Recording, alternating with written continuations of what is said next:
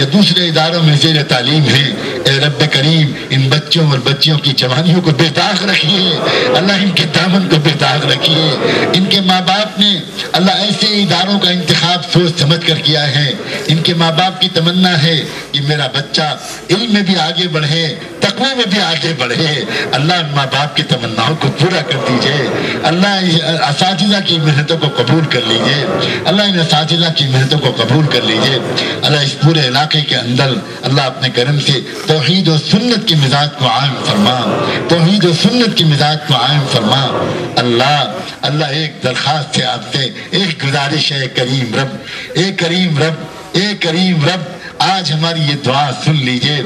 دنیا میں اللہ جب آپ ہم کو موت بھیجیے گا اس سے پہلے ہم سے راضی ہو جائیے گا، اس سے پہلے ہم سے راضی ہو جائیے گا۔ اللہ دنیا میں کبھی ہم کو بے سہارا مت چھوڑیے، دنیا میں کبھی ہم کو بے سہارا مت چھوڑیے۔ اے اللہ عزتوں کے بعد ذلت سے بچائیے گا، عزتوں کے ملنے کے بعد ذلت سے بچائیے گا، اور ہدایت کے ملنے کے بعد گمراہی سے بچائیے گا، اور علم کے ملنے کے بعد جہالت کے کاموں سے بچائیے گا۔ اے کریم رب ایک آخری درخواست اور ہے، اے کریم رب ہم سب گنہگار بندوں اور بندیوں کا نام لے کر ہم سب کی طرف سے رحمت دو عالم سیدنا محمد الرسول اللہ صلی اللہ علیہ وآلہ وسلم کی خدمت اقدس میں ہم سب کی طرف سے درود و سلام بھجوا دیجئے،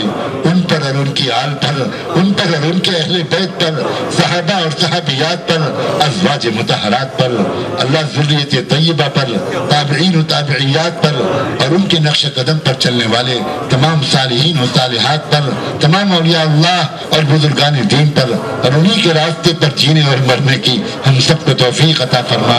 وصلی اللہ تعالی علی خیر خلقہ سیدنا محمد وعلی آلہ وصحبہ اجمعین برحمتک یا ارحم الراحمین۔ أشرقت نفسي بنور من فؤادي حينما رددت يا رب العباد